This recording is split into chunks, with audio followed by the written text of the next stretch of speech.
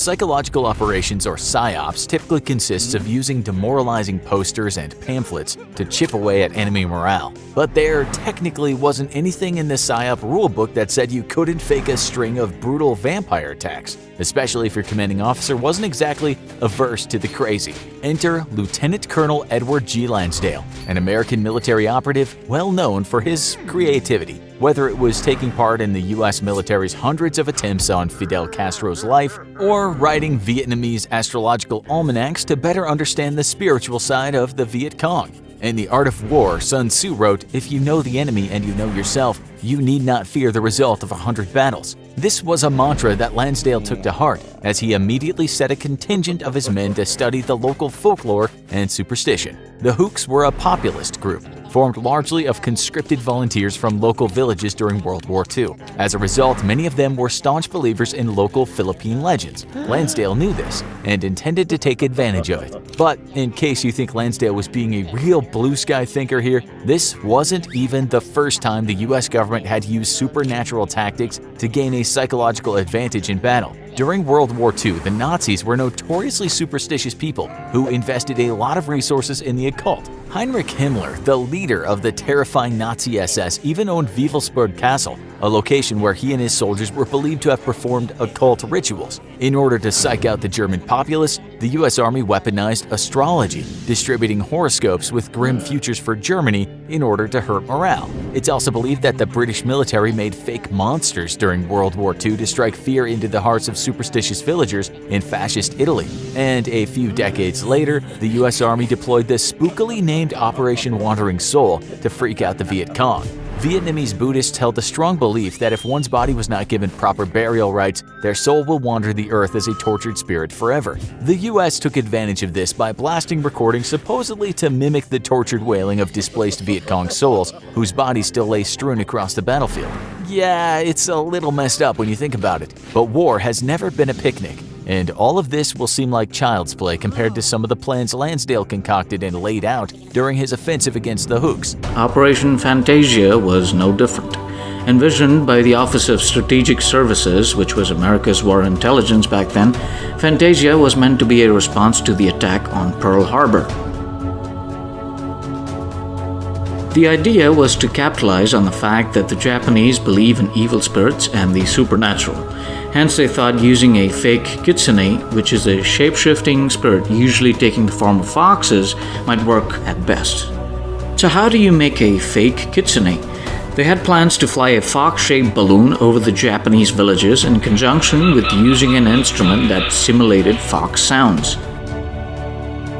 But eventually, these ideas were scrapped because of impracticality. Subsequently, their plan was to use actual foxes and spray paint them with glow-in-the-dark paint containing radium. To test the effectiveness in 1945, they released the foxes in a park in Washington, D.C. Sure enough, it worked and the citizens were spooked. The next challenge was to deploy the foxes in Japan. So how did they do this? They tested by dropping them in the middle of the ocean to see if they reached shore.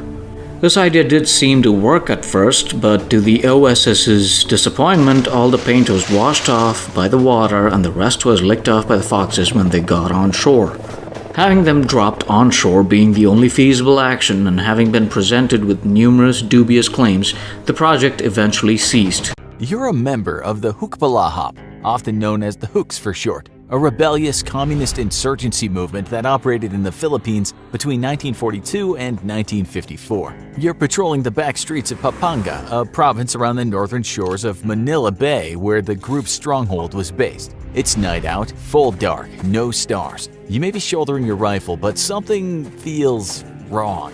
There's evil in the air. That's when you find a body laying on the side of the road. It's Rodrigo, one of your fellow soldiers, dead. And even worse, he's got gaping wounds in his neck and appears to have been completely drained of blood. It seems to you that there's one obvious conclusion. Rodrigo has been devoured by a vampire. While given the context, you can't be blamed for believing that. The reality is even more bizarre. Your fellow soldier has actually been killed by the US Central Intelligence Agency, and the vampire thing wasn't an accident either. During their 1950s conflicts with the Hooks, the CIA was framing vampires to strike fear into their superstitious enemies. Okay, this is a lot to take in. Let's go back to the beginning and figure this all out. During the Japanese occupation of the Philippines in 1942, a myriad of Filipino peasant guerrilla groups rose up to fight their Japanese oppressors. The radical and communist Hukbalahap group was one of the most successful of those, fighting both the Japanese forces and assassinating wealthy Filipinos who collaborated with the occupiers. The Hooks were strong, effective, and popular, and by the end of the 1940s, they'd achieved sizable political gains. They'd seized large portions of Luzon, the country's most populated island. They established their own independent government in Luzon after the aftermath of the war. They created their own system of laws, collected taxes from citizens, and even hoarded an impressive stockpile of around 500,000 rifles. Naturally, a militant communist satellite nation with a huge stockpile of weapons wasn't something a Cold War-era US government took kindly to. In 1946, things took a turn for the worse. The Philippines was scheduled to finally achieve independence from the US on the 4th of July, much like the United States' independence from the British monarchy. An election was held to determine government positions in the new independent Philippines, and the Hooks took part. However, Luis Taruc, the leader of the Hooks, was unseated from the Filipino Congress by their rivals, the Liberal Party.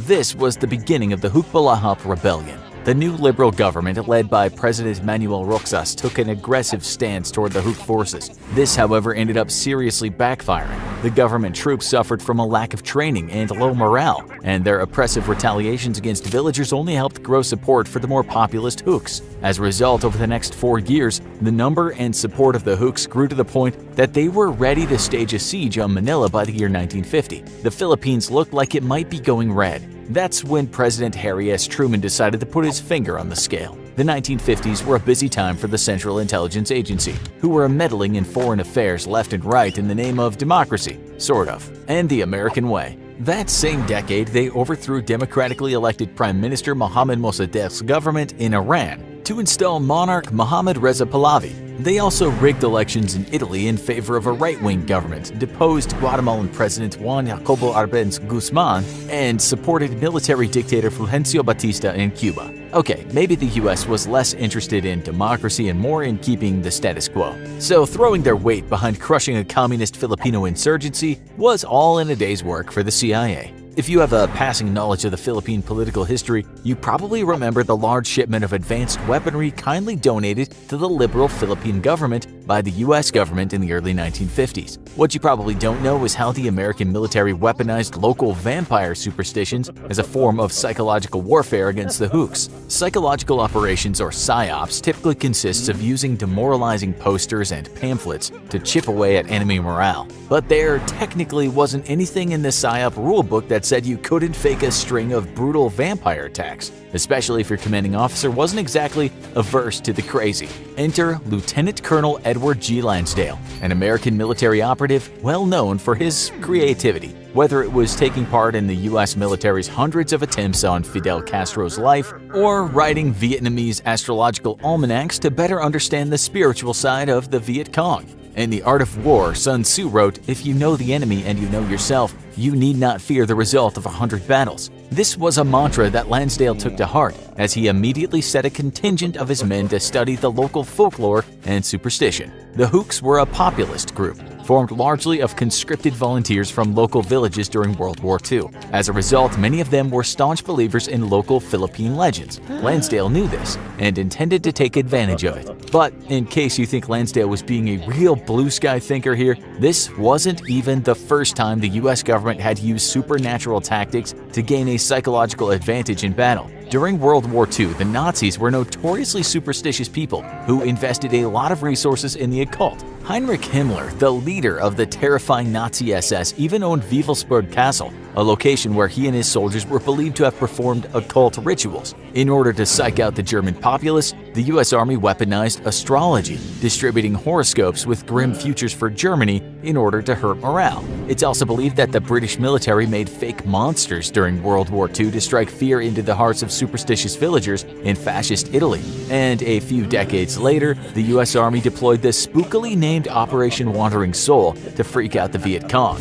Vietnamese Buddhists held the strong belief that if one's body was not given proper burial rites, their soul will wander the earth as a tortured spirit forever. The US took advantage of this by blasting recordings supposedly to mimic the tortured wailing of displaced Viet Cong souls, whose bodies still lay strewn across the battlefield. Yeah, it's a little messed up when you think about it, but war has never been a picnic.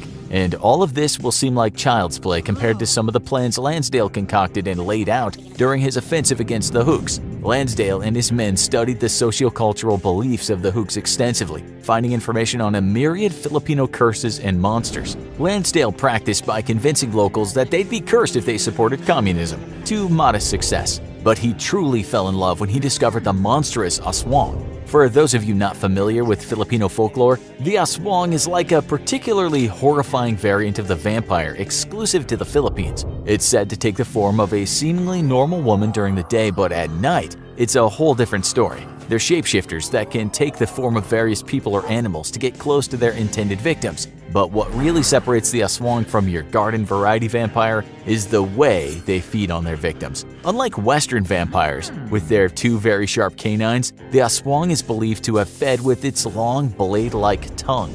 That's right, almost like a giant, horrifying mosquito, the aswang would extend its long, hungry tongue toward the neck of its victims, pierce and suck.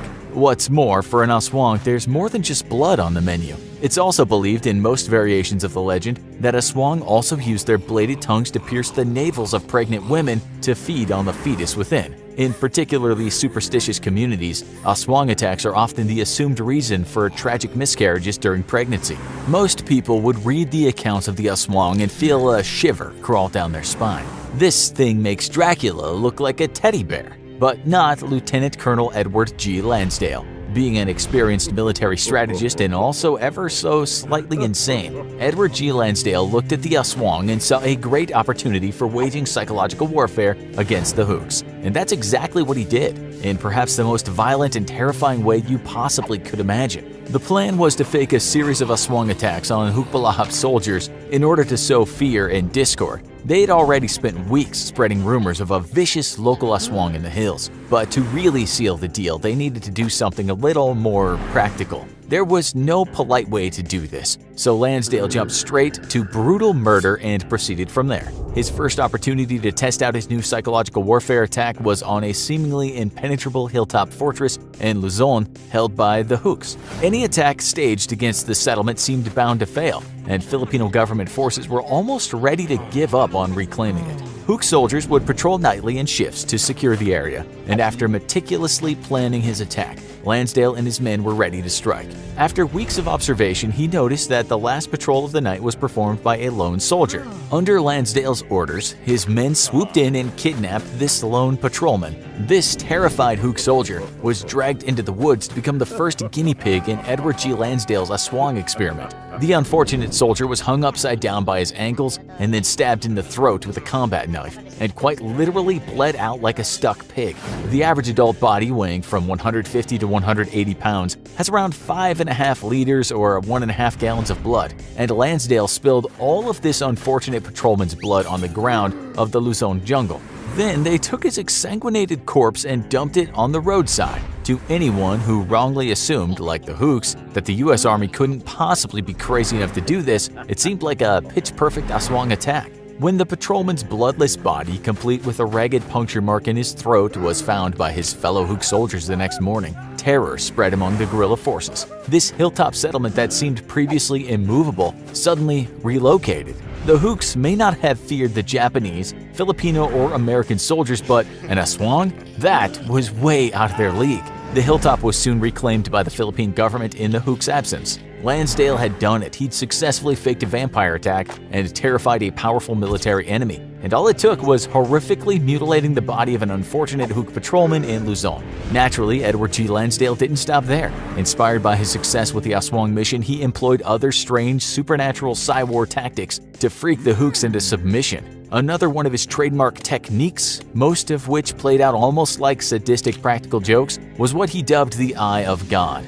For this tactic, he and his men would sneak into villages at night and paint sinister eyes on the buildings in the area, normally facing the homes of suspected Hook sympathizers, as though they were being watched by some mysterious supernatural force. This was another success for Lansdale. He later wrote in his memoir, "The mysterious presence of these malevolent eyes the next morning had a sharply sobering effect." That memoir, by the way, was titled In the Midst of Wars, An American's Mission to Southeast Asia. Personally, we would have gone with How to Win Wars by Being an Absolute Maniac by Edward the Aswang Lansdale. And they did indeed win the war. By 1954, the Hukbalahap Rebellion was brought to its knees. The combination of unconventional Spyware tactics like the ones incorporated by Lansdale and his men, and the huge shipment of weapons given to Filipino government forces by the US, and the election of popular President Ramon Magsaysay, which brought the hearts and minds of the Philippine public back to Manila, all served to bring success. When the Hook leader, Luis Taruc, surrendered on May 17th of that year, things were pretty much over for the Hook forces. Another war successfully interfered with by the CIA. So, what have we learned today? Sometimes when you want to achieve success in life, you need to think outside the box, just like Edward G. Lansdale. Just maybe think twice before you hang a man upside down by his ankles and drain all the blood from his throat. When the U.S. used ghosts to spook the enemy in the Vietnam War. 1969 to 1972. The Vietnam War was an intense civil conflict between the Communist North Vietnamese led by Ho Chi Minh and the South Vietnamese President Ngo Dinh Diem and his American allies, who were intent on stopping the spread of communism. As the Viet Cong soldiers prowled through the jungle in the south of the country, in total darkness, they were assaulted by eerie sounds, blaring from all directions. Music, cries, and disembodied voices calling for help. "Please, brother, go back. I'm scared. Don't end up like me." They were the sounds of souls lost in battle, doomed to forever wander in pain and suffering with no hope of reaching the afterlife. At least that's what the Americans and the South Vietnamese wanted the Viet Cong to believe. Psychological warfare played a huge part in the war in Vietnam, more than in any other previous conflict. The disembodied voices in the dark were a ploy from the South to instill fear, decrease morale, and encourage desertions in the North. They called it Operation Wandering Souls. To understand why the South Vietnamese and Americans used this tactic, we first need to understand the Vietnamese beliefs about death. The Vietnamese believed in good deaths and bad deaths. Good deaths were at home, surrounded by loved ones. Bad deaths were those that occurred away from home, through violence, accident, or war, and ones where the victim could not be properly buried. The souls of these individuals were unable to find their way to the afterlife, and so wandered the earth aimlessly in pain and suffering, stuck in an eternal limbo as wandering souls. By the end of the war, some 300,000 Vietnamese were classed as wandering souls. So the South Vietnamese and Americans saw a way to capitalize on the fears that sprung from these beliefs. They recorded a mixture of eerie and unearthly sounds, banging gongs, crying children, and the disembodied voices of fallen comrades, which were played by willing South Vietnamese participants. They hoped these terrifying sounds carrying through the jungle would scare the Viet Cong, causing low morale and encouraging some to desert and flee back home for fear of becoming a wandering soul themselves. One tape used at the time remains publicly available and is known as Ghost Tape Number 10. On the tape, you can hear some of the cries recorded by South Vietnamese in a chilling supernatural voice. "Go home. Go home, my friends. Hurry. If not, you will end up like me. Go home, my friends, before it is too late." Nhưng tôi còn đâu oán hình hài nữa. Tôi đã kết rồi mà con bay ơi. Tôi hẳn không biết chừng nào.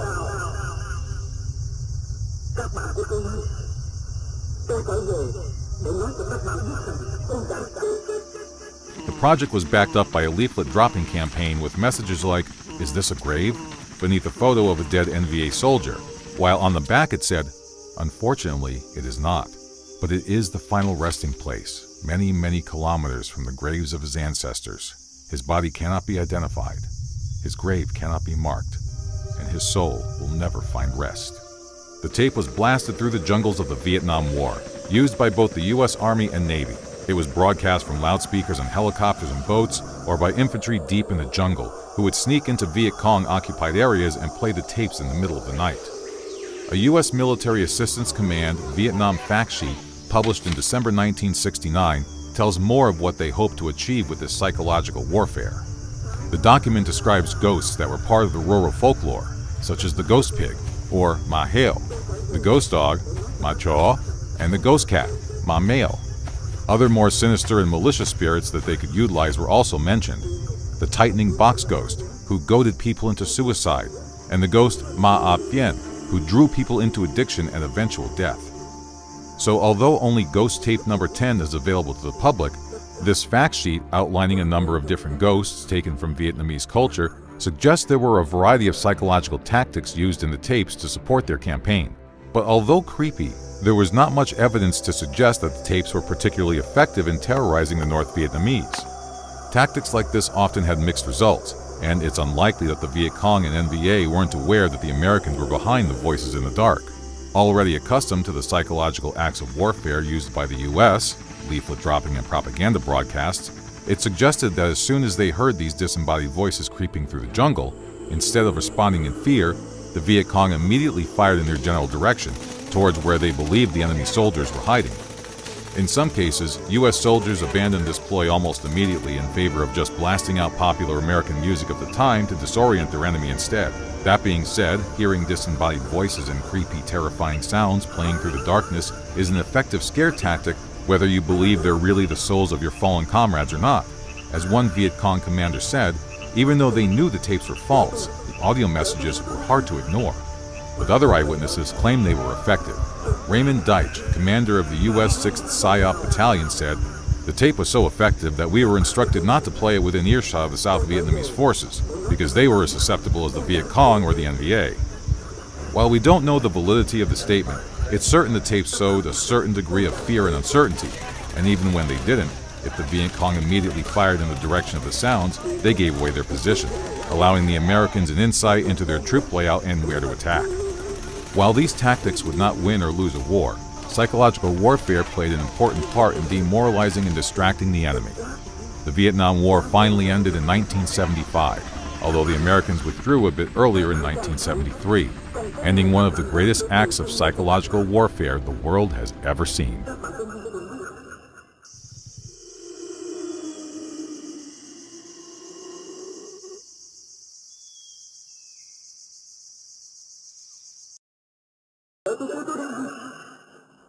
Bà đã về với con, tôi đã về với mình đây.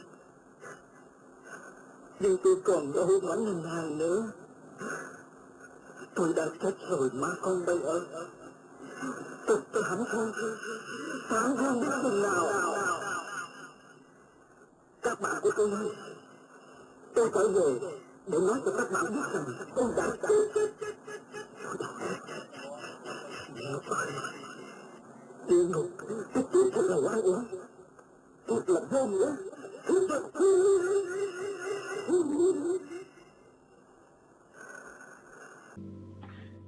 Hi, Tony. My name is Courtney, and I'm a nurse. I've been a nurse for 17 years. I've had several experiences, some good, some bad, but I'm going to discuss the kind of first experience that I've had with the paranormal outside of my personal life. I am very sensitive, and I've sensed things in the past, and I have many stories, so if you'd like to hear any more, I would be more than happy to call back. But this story is related to my job as a nurse. I had been a nurse for about a year and a half, and I worked on a regular floor at the time, and I had, 6 patients. I worked nights, and I had this one patient, an older lady who was passing away, and she was in a room that was all the way down the end of our west hallway, on the right-hand side, and it's what we call a isolation room. So it has an ante-room, which is the room in front of it, and then the room, you go into that, and then the patient's room is through another door, and it's for patients in isolation for tuberculosis or measles or any airborne type infections. She didn't have any of that, but that was the room that she was in at the time. The hard thing about this room is unless you go all the way into the ante room and turn slightly to the right, you can't see the patient's bed from the hallway door, and there was a glass window on that door. So you had to go all the way in to see it.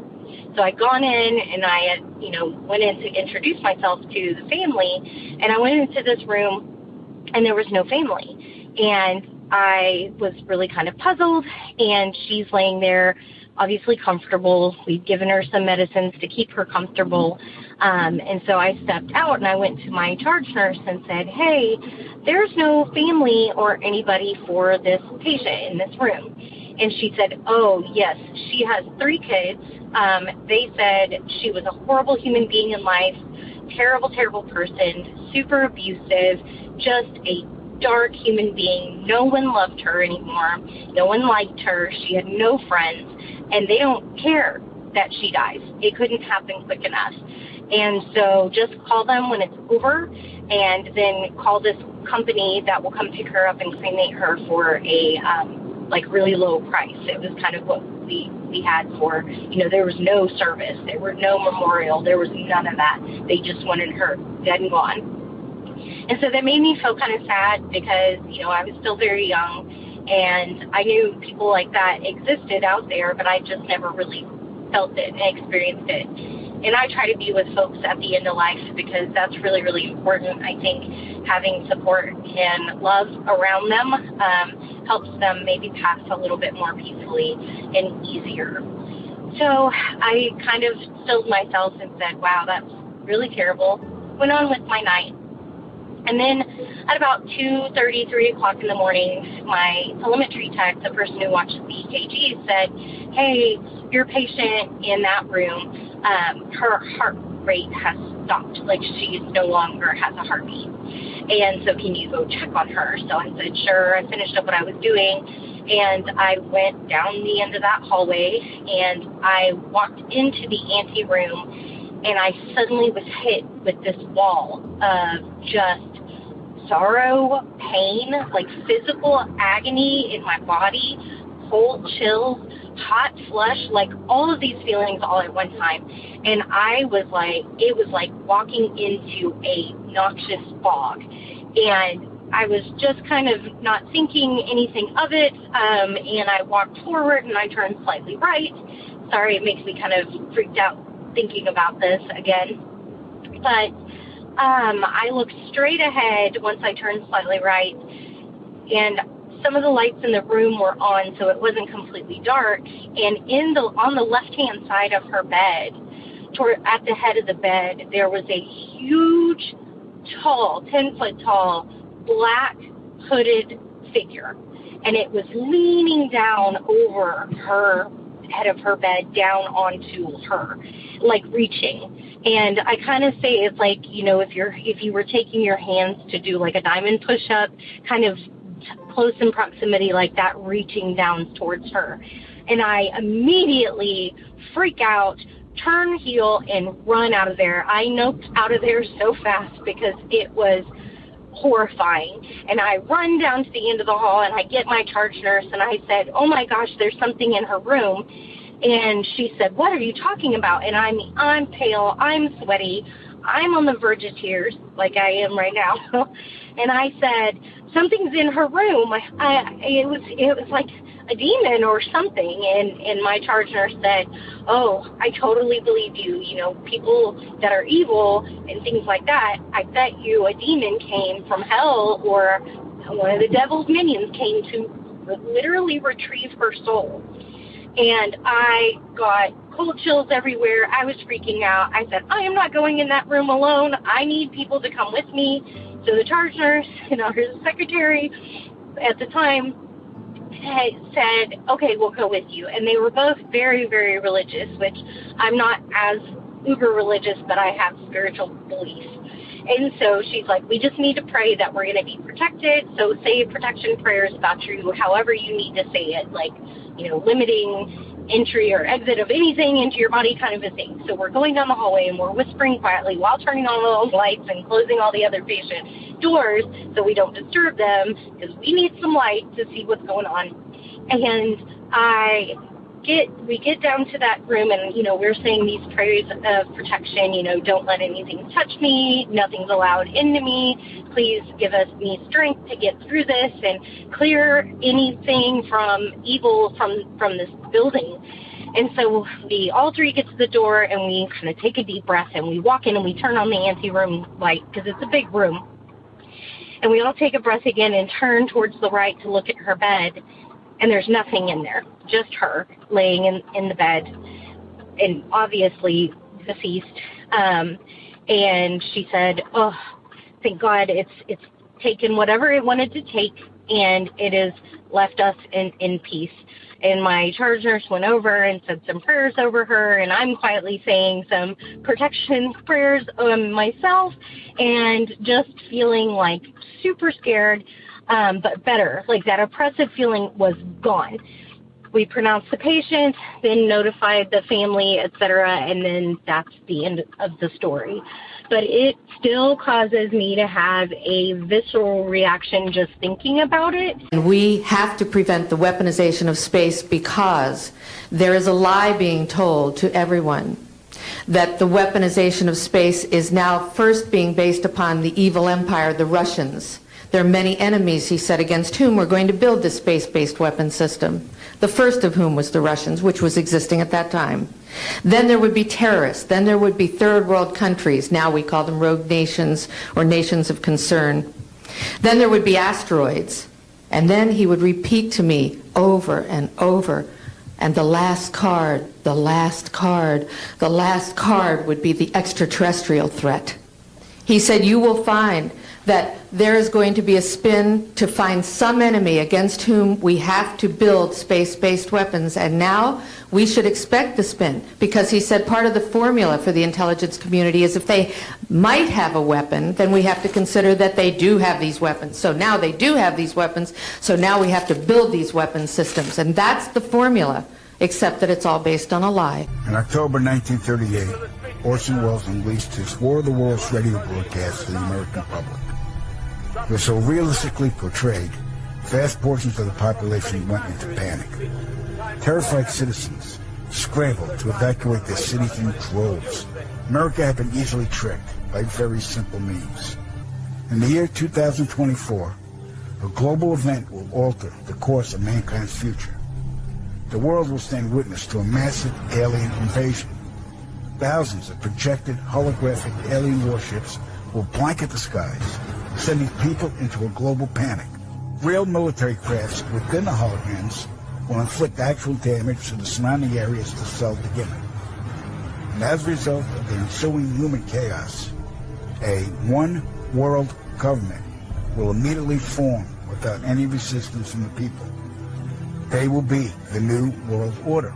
In his 1994 book Project Bluebeam, journalist Serge Manasse writes that NASA and other government agencies have been working in secret since 1983 on something called Project Bluebeam. The purpose? To pave the way for a global government by fooling people into thinking it's the end of the world. Here's how it works according to Mr. Manasse. First, the group will fake an alien invasion, convincing the world that aliens are planning to take over major cities across the globe. Second, religious populations will be treated to a rapture or fulfillment of their religion's prophecies. This will all be a sham, conducted through the use of large-scale holograms and microchips hidden within most modern electronics.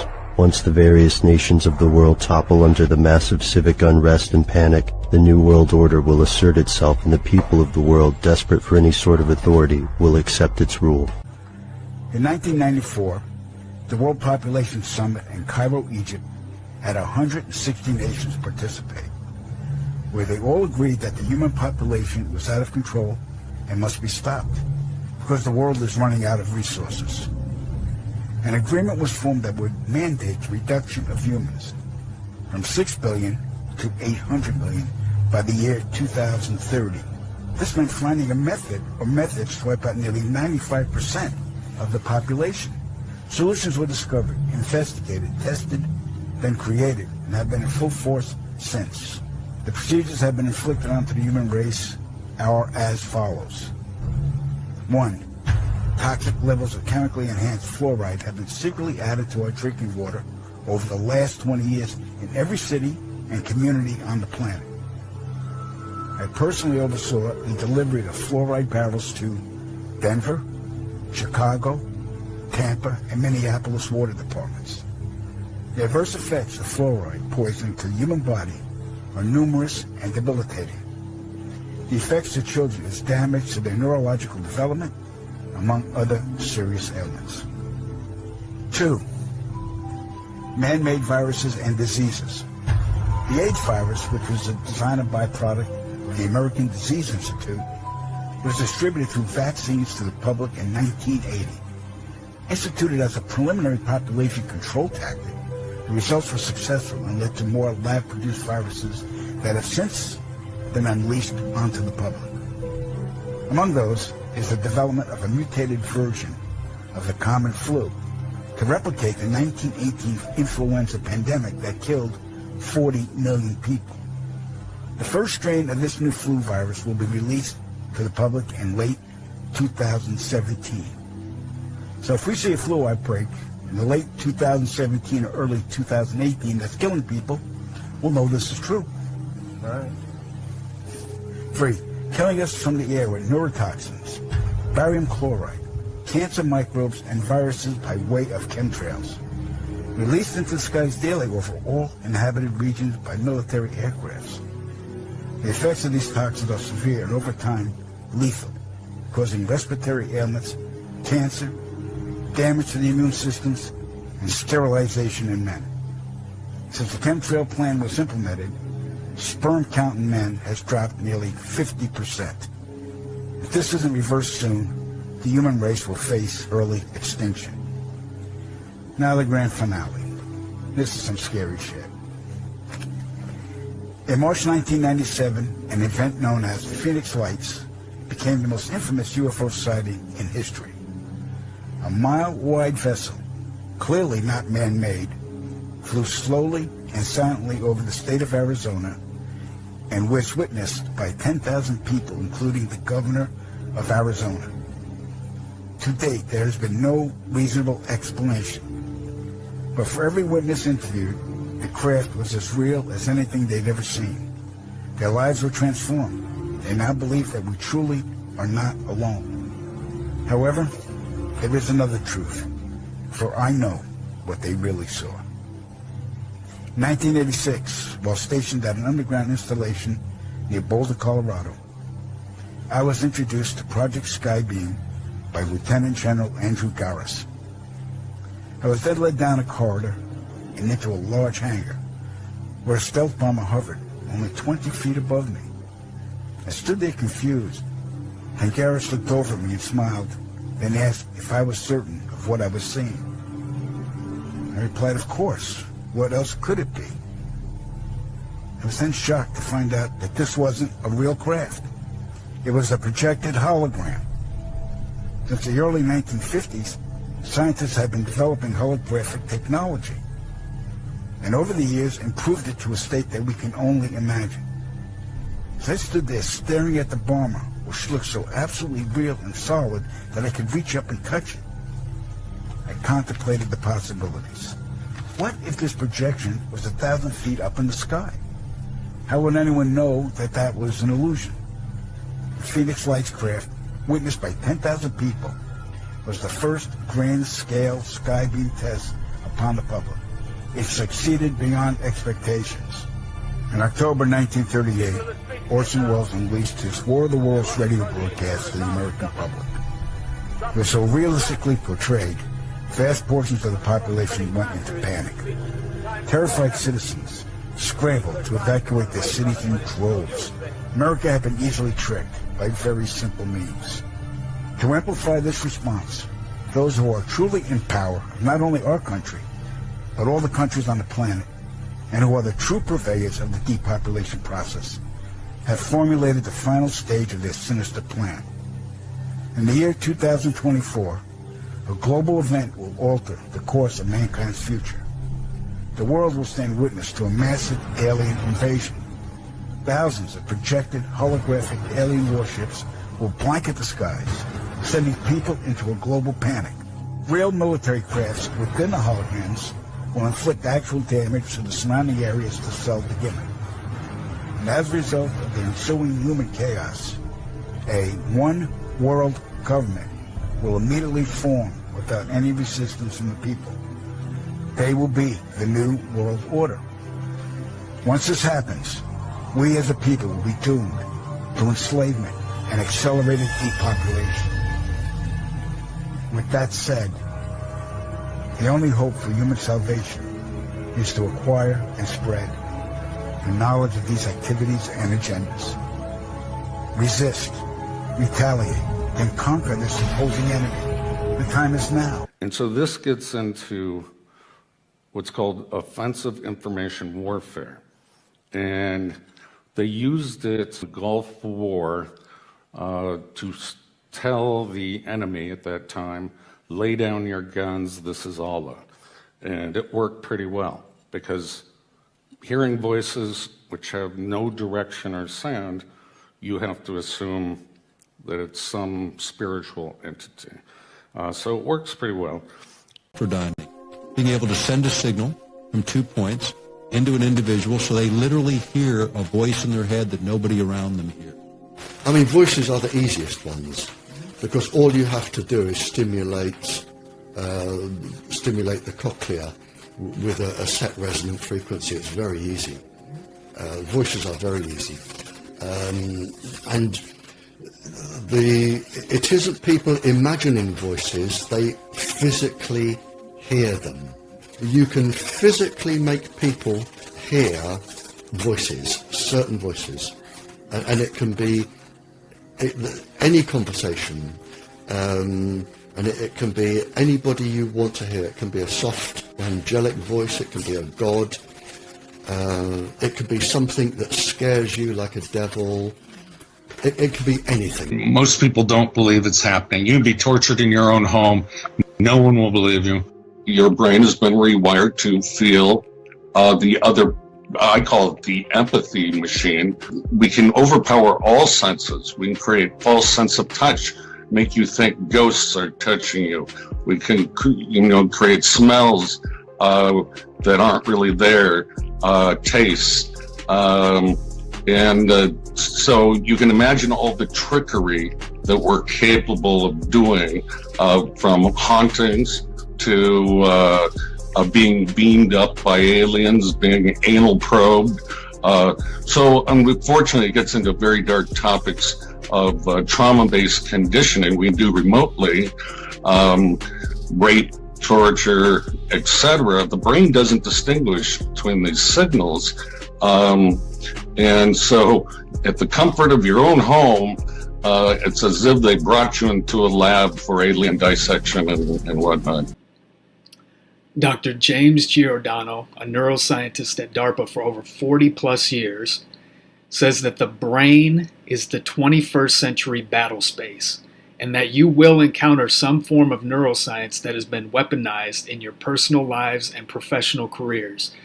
So the battlefield is starting to diverge over into the civilian population, and what he's saying here is that you can expect to be mind-fucked in the 21st century using these weapons. Mind hacking is far more advanced and commonly used than the average citizen might believe. The majority who have experienced an attack of this kind attribute it to an alien abduction or a haunting. Having one's neural circuitry tampered with is not an experience that an average unknowledgeable person would be able to describe in a coherent, articulate framework, instead of sounding mystical, spiritual, or crazy. And that's what they want you to look like, is crazy when you go to speak out about it. Religion is the favorite method of manipulation of all the mind-hacking scripts. Using the voice of God biocommunications such as microwave silent sound signals, Most will believe that their God of choice is speaking to them, which includes aliens, angels, demons, ghosts, the universe. Superstitions and mythologies are used to confuse, discredit, and manipulate cultures or individuals using these communication weapons. Many find religion and spiritual experiences very intense and often life-changing. In fact, any unusual or intense experience can alter a person's view on life in general, and sometimes it can even happen through a dream. The Angels and Demons script. The Angels and Demons script is the most popular one used on psychic warfare targets, so it is important to cover it in detail. This script plays into religions, local cultural superstitions, and mythology. Around 95% of the world is religious to some extent, so these techniques are very effective when combined with the voice of God weapons. Let us look at some of the games played and parallels of the Angels and Demons script to biblical teachings. A tinnitus tuning fork, which is the ringing in the ear sound, which has the mathematical property in amplitude called Gabriel's horn, is used in one of their scripts. The bell of his visit turns people into prophets. So when you hear that ringing in your ear, they can use the voice of God weapon to give you a word about something that may happen in the future. This trickery has worked on many targets of U.S. behavioral experimentation using the Voicetoskull technologies. 4 angels visit the target and use rapid-fire questioning techniques. Next, Lucifer or Satan use paranoia scripts, and as it says in one of the many Bibles, to use their own mind to destroy their house, relationships, and possessions. Other aspects of the Angel and Demons CIA scripts include Satan's visit. During this part of mind control is a test of understanding what the target can maintain as truth when the operators tell the target that Satan only lies. Even when the target knows this, mind control is so powerful that sometimes the lies are believed. And also sometimes the story of Job, and we know that Job, he lost everything, including his family members, is used, and the target is told that God is testing their faith through suffering and torture. The CIA and Dodd bastardized the Bibles for their trickery and human weapons effects testing. Demons, or the demon possession script. No exorcism can defeat neurological weapons unless they want you to. Basically use it as bait to drag them into a specific belief system so that they can then use that belief system against them for the rest of their life. First, while creating a programmed assassin, the operator can dilate the target's pupils, which makes a person look like a demon. The dilation occurs due to a dopamine and adrenal dump purely stimulated through neural circuits. This is the demonic possession script and gives the appearance that the person is possessed. It is used, like all the scripts, to confuse the target about the real technology and purposes. Even special effect computer spooking viruses can make the person look possessed. Historically, one of the most effective ways to manipulate and direct cultural normalization has been architected religions. While providing social order, organized religion can be a point of attack for mind hackers. The synthetic telepathy capability of biocommunication weapons allows for the control of leaders of religions.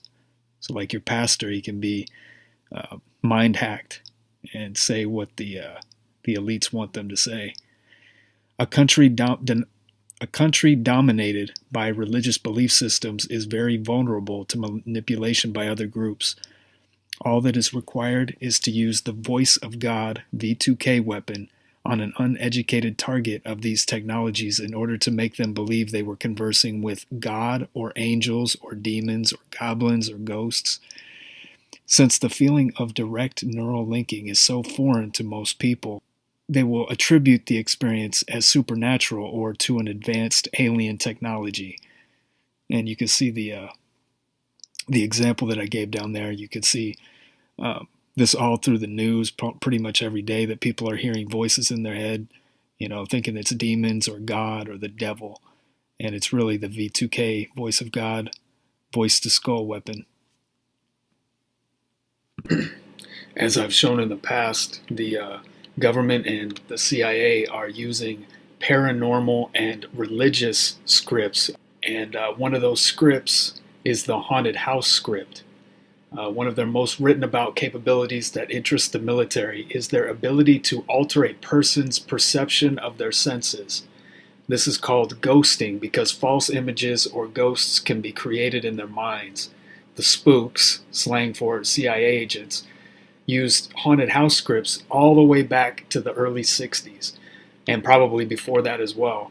While testing these techniques and equipment, feelings of hot and cold, a presence, false visual images, imagined sound with depth are all described in the Directed Energy Directorate of the Air Force's Personal Effects Program, and all capabilities perfectly coincide with hauntings that people have experienced and described in detail. It doesn't take a genius to infer the connection. Different targets get a different assortment of experimentation and tailored scripts. So they're tailoring a script around your belief system. Just like the examples that I showed before with the ghosts in Vietnam, the glowing foxes in Japan, and vampires in the Philippines. The CIA scripts and tricks use common cultural specific themes. Some scripts are tailored to an individual, but in general, they are based on popular culture. The most popular scripts used are called Wizard of Oz, Alice in Wonderland, and the Bible. But many newer ones have shown up in the last decade. Government projects are basing them on movies like Blade Runner, Star Wars, Bourne Identity, The Matrix, and Inception. CIA misdirection tools. What purpose do the scripts serve? For example, if a target describes the Bible script being done to them, any observer would just assume that they had read the Bible and is having a psychotic break from reality. Can you think of any other benefits of this kind of trickery? Some targets will believe that an alien or omnipotent force is behind this technology and evil. The reason is that they will see all these connections between their experiences and cultural events. One of the Pentagon counter-resistance techniques is to make the target believe that the handlers are omnipotent and know everything. The scripts also serve to misdirect the anger of the target away from the U.S. government technology and onto some ghost, alien, demon, or whatever supernatural force you want to put in there. The scripts also keep the program soldiers on track in a repeatable way to train them to do their illegal work. In today's world, there is a group within the government that is using a transmitted technological demon that can induce symptoms of what would appear to be both demon possession and mental illness. This worldwide, remotely transmitted technological demon was originally unleashed upon mankind under the guise of national security, but is now being used as an instrument of oppression, tyranny, totalitarianism, and world domination. This book, How to Tame a Demon, hopes to help people learn how to tame that demon, the technological demon. A person who is targeted by this technological demon or is subjected to any form of government harassment or terrorism is known as a targeted individual, a TI. There are a vast number of targeted individuals in today's society. The number grows larger every day as these technologies advance and the conquest for world domination proliferates. And you can buy this book, How to Tame a Demon, on Amazon. And by the way, I don't believe in demons. It's technological. It has nothing to do with some spiritual, invisible boogeyman. On April 14th of 1950, the RAND Corporation, which is a think tank for the U.S. military, published The Exploitation of Superstitions for Purposes of Psychological Warfare. And that's where I found most of these incidences where the military and the CIA utilized the belief systems of the enemy for their advantage on the battlefield. It's a 37-page document, and I'll leave it in the description box, and you can read it all for yourself.